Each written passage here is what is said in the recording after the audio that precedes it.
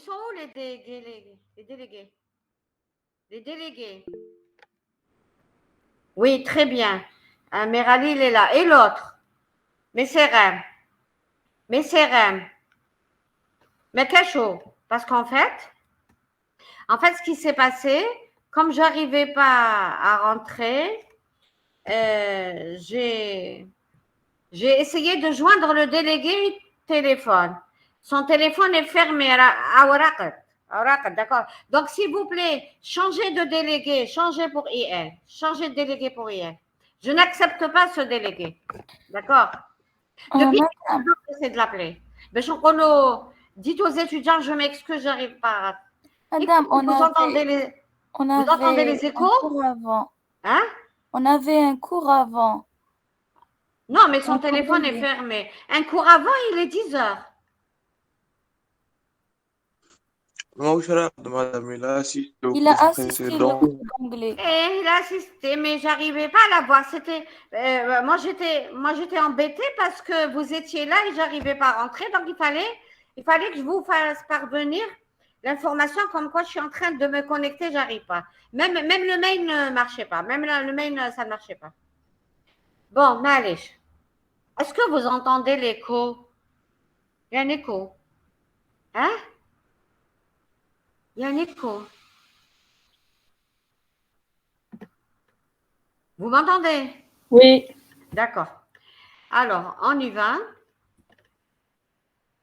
Regardez combien il y a d'étudiants. 21 étudiants sur 2 sections. C'est noté, hein? D'accord? C'est noté. 21 étudiants sur 2 sections. Alors, je partage avec vous le cours.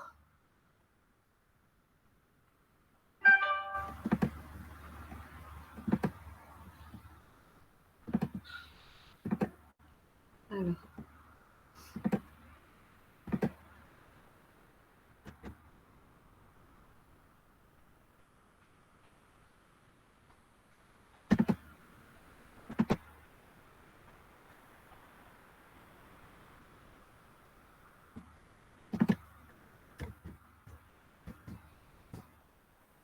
Alors.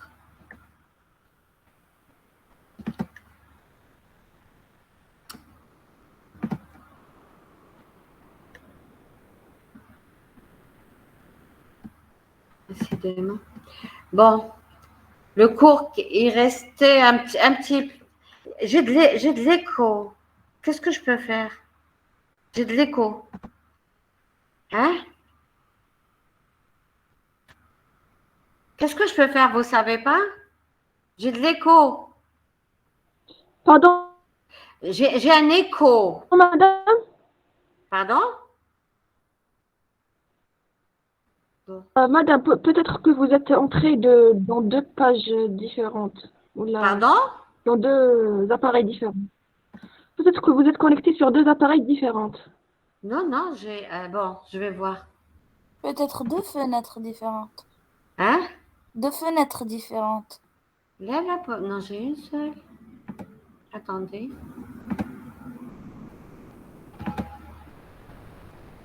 Peut-être. Qu'est-ce qu'il faut? Non, en principe, non. Bon. Oh là là. Bon, je vais.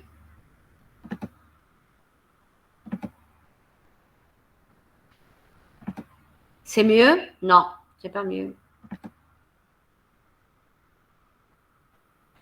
On vous entend bien, madame. Hein? Vous m'entendez? Oui, mais il n'y a pas d'écho pour vous. Non. D'accord, Malish. Malish, mais il faut que je retrouve le cours. Attends. J'ai perdu du temps et du coup, je suis énervée. Alors. Donc, je reprends le cours. Sur le chapitre allocation substitution. Est-ce que le calcul a été... Vous avez tout compris, les formules? Il n'y a pas de question? Hein? Est-ce qu'il n'y a pas de questions? Il n'y a pas? Je pense que oui, madame. Il n'y a pas de questions, c'est ça? Ok. Alors, je vais partager l'écran avec vous.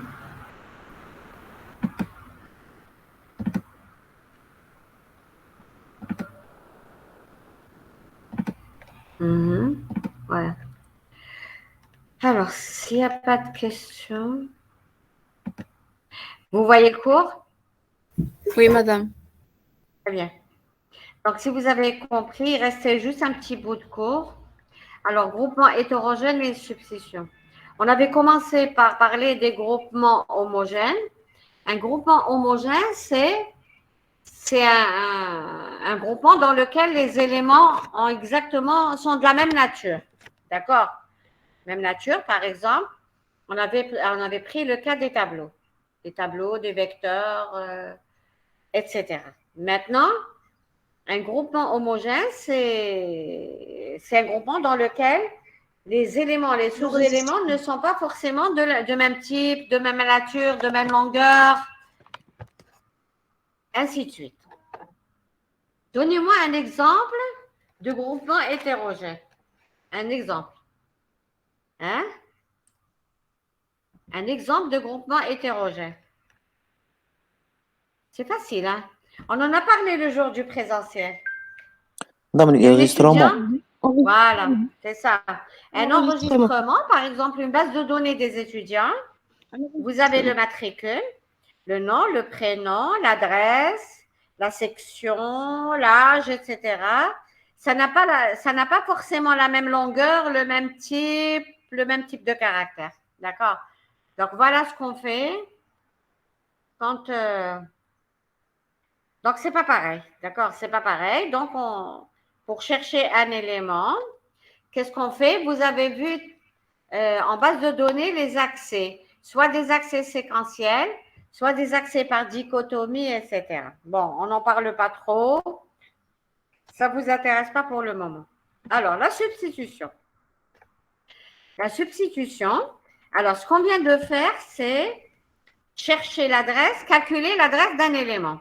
C'est-à-dire, après, on ne parlera plus A égale A plus B, mais on va dire mettre le contenu, mettre la valeur de A dans l'adresse de A, mettre le contenu de B, la valeur de B dans l'adresse de B, etc. Donc, ça va être, au lieu de manipuler les objets, on manipulera l'adresse. L'adresse, et on remplacera carrément dans le code intermédiaire, on remplacera les objets par leurs adresses. Et même dans la table des symboles, on mettra carrément, par exemple, dans la table des symboles, rappelez-vous, en lexical, vous aviez inséré les objets. Ensuite, vous avez inséré les types. Si vous avez d'autres informations, vous les avez insérées au fur et à mesure de la syntaxico-sémantique. Maintenant, c'est toujours de la sémantique l'allocation, donc vous mettez aussi à côté l'adresse. Donc, c'est pour ça qu'on appelle après une table des symboles allouée. Ça va? Hein? C'est bon? Vous êtes là? Oui. Oui, madame. Ok. Donc, c'est cette table qui va servir après pour l'optimisation et la génération de code objet. Voilà. Alors, donc, je termine le cours. Où est-ce que vous en êtes en TD? TD. Hein? TD. Où est-ce que vous êtes en TD? On a fait une partie du deuxième exo sur la matrice creuse. Ok, c'est bon. C'est bon. Donc, on est en phase. On est en phase. En TP aussi, ça va? Il n'y a pas de problème? Hein? En TP? Non, madame, problème. Il n'y a pas? Non. D'accord. Rappelez-moi en présentiel, je vous donnerai des petites astuces pour chercher les adresses dans le cas d'un tableau creux. Vous me rappellerez. OK? Alors, Donc, je continue le cours. Écoutez, je vais sortir et re-rentrer pour essayer de voir cette histoire d'écho. D'accord? Je sors et je re-rentre. Voilà.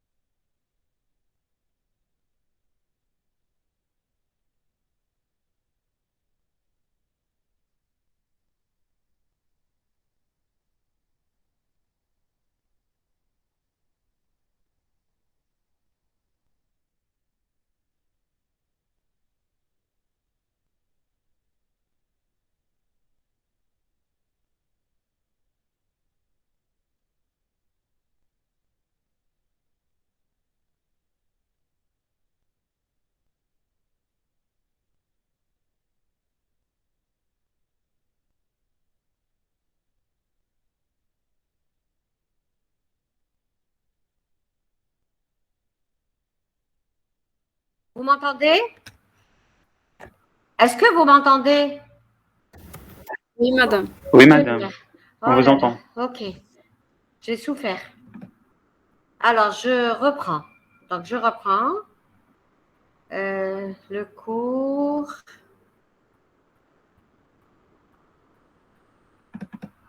Donc, je vais partager avec vous le cours.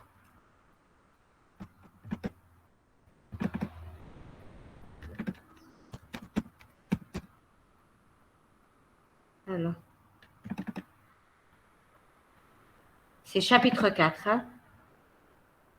C'est le chapitre 4. Alors, vous ne le voyez pas encore, non? On ne le voit pas. Non, madame, pas encore. D'accord. Où est-ce que tu étais, mes CRM? Hein? Madame, j'ai essayé d'accéder, mais genre, je sais Non, pas, vous m'avez pas j'ai accepté. essayé de t'appeler au téléphone pour te dire de dire aux étudiants, je m'excuse, que j'arrive pas à rentrer. Et tu n'as pas répondu, ton téléphone est fermé. Tu dormais. Non, madame, je vous ai envoyé un mail d'ailleurs. Ah Je non, vous ai j'ai dit, est-ce pas. qu'il y Non, avait non, un non, problème? on a un problème, j'ai pas reçu. J'avais un problème de connexion. Alors, D'accord. ok. Est-ce que vous arrivez à voir?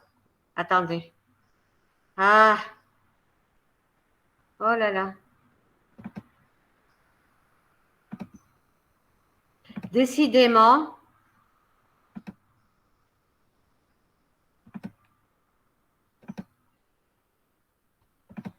alors le cours.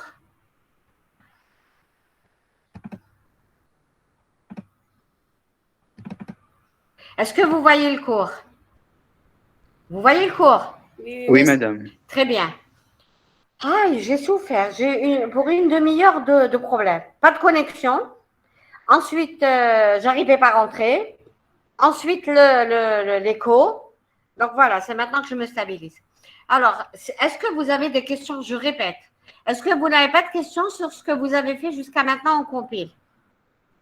Hein? Ça va?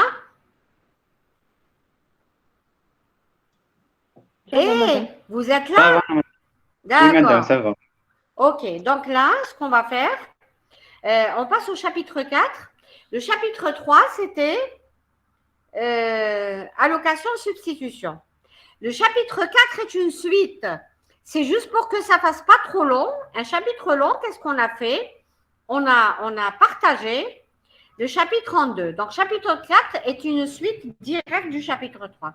Alors, c'est l'organisation des données à l'exécution. Alors, dans ce cours, on va parler de ce qu'on appelle une allocation statique et une allocation dynamique. Je crois que vous avez déjà vu ça en système, non?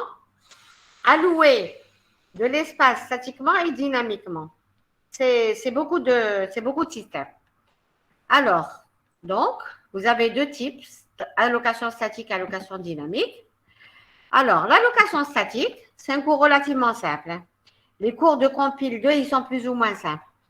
Alors, l'organisation statique, c'est que toutes les données dont vous avez besoin pour exécuter vos programmes sont présentes en mémoire dès la compilation. C'est-à-dire vous avez tout ce qu'il faut déjà en compilation.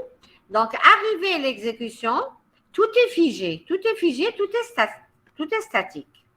Alors, l'ensemble de ces données est de taille fixe et cette taille, c'est ça qui est important, est calculée lors de la compilation. Et pendant l'exécution, donc, on ne fait pas d'allocation d'espace mémoire. Alors, qu'est-ce que ça veut dire allouer statiquement de la mémoire pour un programme? C'est prévoir l'espace mémoire nécessaire avant l'exécution, bien sûr, en connaissant les adresses. Donc, on connaît les adresses d'allocation.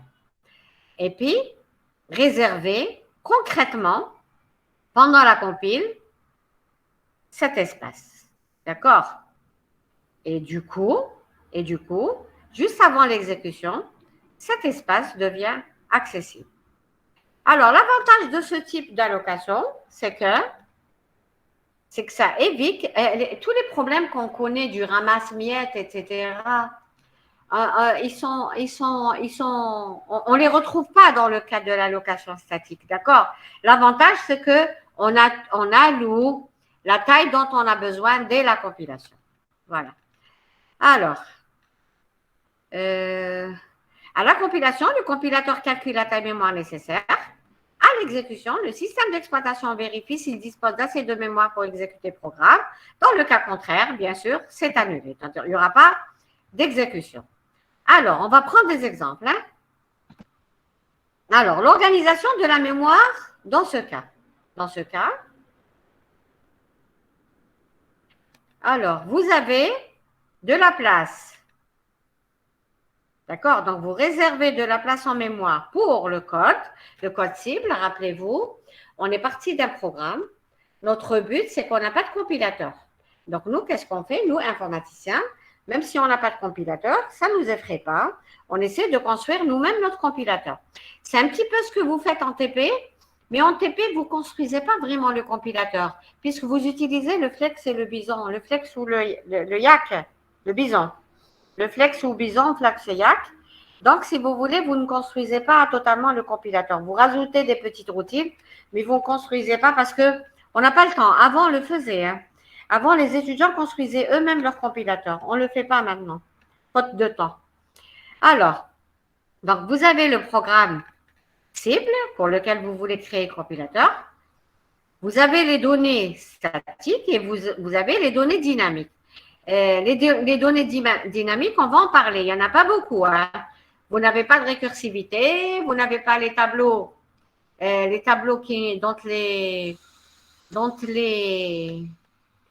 les données ne sont pas connues, etc. Ça, c'est dans le cas statique. Hein. Mais dans le cas dynamique, si. Donc, voilà l'organisation de la mémoire dans le cas au moment d'exécuter. Alors, je vais prendre un exemple de langage statique, c'est le langage Fortran. Alors, pourquoi Fortran? En plus, le Fortran par lequel je passe pour illustrer le cours, est un ancien Fortran. C'est le Fortran, on dit fortement statique. En fait, dernièrement, c'est-à-dire maintenant, les chercheurs ont inventé le Fortran dynamique. C'est-à-dire le Fortran a rejoint le Java, le C++, etc. Mais nous, on va prendre le cas d'un langage fortement statique et le cas d'un langage fortement dynamique. Ils ont des particularités. Donc, le Fortran est un vieux langage, très vieux, avant qu'on naisse tous. Mais ce qu'il a de bien, c'est qu'il est tellement fortement dynamique, il a vraiment des particularités à lui. Bien que je vous ai dit actuellement, il existe le Fortran, c'est-à-dire il a été mis à jour. En fait, c'est un langage qui est beaucoup utilisé par les matheux. Les matheux, pourquoi? Parce que les calculs avec ce langage sont très aisés. Et du coup, les scientifiques, les matheux, les chimistes, les physiciens qui font beaucoup de calculs de matrices utilisent ce Fortran. Mais il y a un Fortran moderne, un Fortran actuel qui est un Fortran dynamique. Mais nous, on travaille sur le vieux Fortran parce qu'il a des choses particulières. Alors, donc là, je dis que c'est un langage destiné au calcul scientifique. Il possède les caractéristiques suivantes. Alors, il a une particularité, c'est que il a une déclaration, en plus des déclarations que vous connaissez, il permet de déclarer implicitement les variables. Implicitement, qu'est-ce que ça veut dire? Je vais prendre du vide et je vais vous expliquer ce que c'est une déclaration implicite de variable. Vous voulez déclarer, par exemple, en C, si vous voulez déclarer des variables, vous dites, par exemple, I, J, K sont des variables de type entier. C'est ça que vous faites. Hein? Vous mettez les variables de poids le type, c'est ça? Oui ou non? Ne me laissez pas parler toute seule. Oui ou non? Hein? Les étudiants sont partis. D'accord. En Fortran, si vous dites que je prends une variable qui s'appelle compile, c'est une variable, c'est un identificateur. Si je fais précéder par un des caractères, par une des lettres I, J, K, L, M, N, si je fais précéder par un des caractères I, J, K, L, M, N, c'est-à-dire je mets là un J par exemple, J, ça voudra dire automatiquement que la variable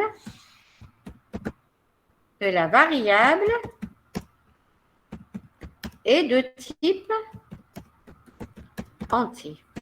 D'accord? Donc, tout ce qui va être précédé par un des caractères est entier. Donc, ça, c'est un premier avantage. Alors,